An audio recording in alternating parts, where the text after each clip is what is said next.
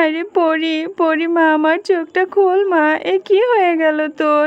আরে মা সোনা, এই তো খেলা করছিলি এক্ষুনি, আবার কি হয়ে গেল এটুকু সময়ের মধ্যে? চোখটা খোল না মা, চিন্তা হয়তো। আরে কুসুম, চিন্তা করো না, আমি পানি নিয়ে চলে এসেছি।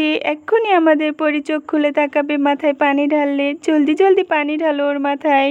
আমাদের পরি কত সাহসী মেয়ে, কত স্ট্রং মেয়ে, এইটুকুতে কিচ্ছু হয় না সোনা। আমি এক্ষুনি তোমার মাথায় পানি ঢেলে দিচ্ছি। এই যে পানি ঢেলে মাথাটা ঠান্ডা করে ফেলি। এরপর সবাই মিলে পরির মাথায় পানি ঢালতে থাকে। আরে আরো পানি ঢালো, আরো পানি ঢালো, পরির মাথায় মনে হয় গরম উঠে গিয়েছে। আরো পানি ঢালো, থামলে চলবে না। এরপর কলি আরো পানি ঢালতে থাকে, আর ঠিক তখনই পরি নড়াচড়া করে ওঠে। পরি সোনা, তুমি চোখ খুলেছো, এখন কেমন লাগছে তোমার? বেশ ভালো লাগছে কি মা? হ্যাঁ কলি আন্টি, আমার ভালো লাগছে মা। আমার এখন অনেকটা ভালো লাগছে। ওই ফুলের গন্ধে আমার মাথাটা কেমন জানি ঘুরে গেছিল, এই জন্যই মরছে গেছিলাম।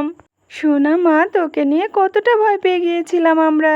হ্যাঁ মা, আমরা তো অনেক ভয় পেয়ে গিয়েছিলাম। যেখানে সেখানে গিয়ে আর এইভাবে ফুল শুকে বেরিও না তুমি, কেমন? হ্যাঁ বাবা, আমি আর কখনো এরকম করব না। হ্যাঁ পরি ঠিক বলেছে মা বাবা তোমাকে। সব ভুল তো আর ভালো হয় না।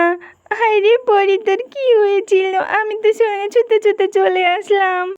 এইদিকে সবাই যখন পরীকে নিয়ে ব্যস্ত, তখনই পরির বান্ধবী পুটি চলে আসে সেখানে নিংটু পিংটু হয়ে। পরি পরি, তোর নাকি অনেক শরীর খারাপ, তুই নাকি মাথা ঘুরে পড়ে গিয়েছিলি, কি হয়েছে? তুই এত দুর্বল। বোকা মেয়ে কোথাকার, কেউ কখনো আবার ধূপ করে পড়ে যায় নাকি?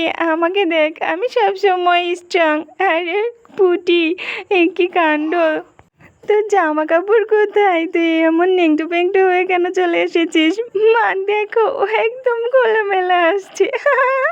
এই বলে পরি হাসতে হাসতে গড়িয়ে পড়ে। আর তারপর সবাই মিলে হাসতে থাকে পুটির কাণ্ড দেখে। আর এরপরই কুসুমরা পরীকে নিয়ে বাসায় চলে আসে। দেখতে দেখতে তো বিকেল গড়িয়ে সন্ধে হয়ে যায়। কুসুম বাসায় ফিরে দেখে তার সাধের গাছগুলো লালি বসে বসে খাচ্ছে। আর তখনই কুসুম রেগে মেগে লাঠি নিয়ে তারে। আরে যা দুষ্টু দুষ্টু লালি কোথাকার, আর কিছু পেলি না? আমার সাধের গাছটাই তোকে খেতে হলো, যা বলছি যা। এরপর গরু হাম্বা হাম্বা করতে করতে পালিয়ে যায়। যা যা যা, আর কখনো খাবি না বলে দিলুম, না হলে কিন্তু ঠ্যাং ভেঙে রেখে দিব তোকে। হ্যাঁ, নয়তো বাজারে বেচে দিব। আর এরপর কুসুম রান্না করতে বসে যায়, আর ওইদিকে তো পুটি আর পরি বসে খেলা করতে থাকে। কুসুম রান্না বান্না শেষ করে, খাওয়া দাওয়া শেষ করে সবাই মিলে বসে গল্প করতে। সন্ধ্যের পর সবাই জমিয়ে খাওয়া দাওয়ার পর জমিয়ে আড্ডা দেয়, গল্প করতে থাকে।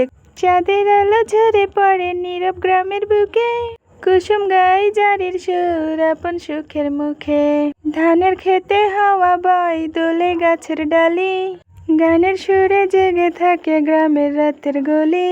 আইরে সবাই বসে শোন মনের কথা গানে, সুখ দুঃখের গল্প আছে এই জারির তানে।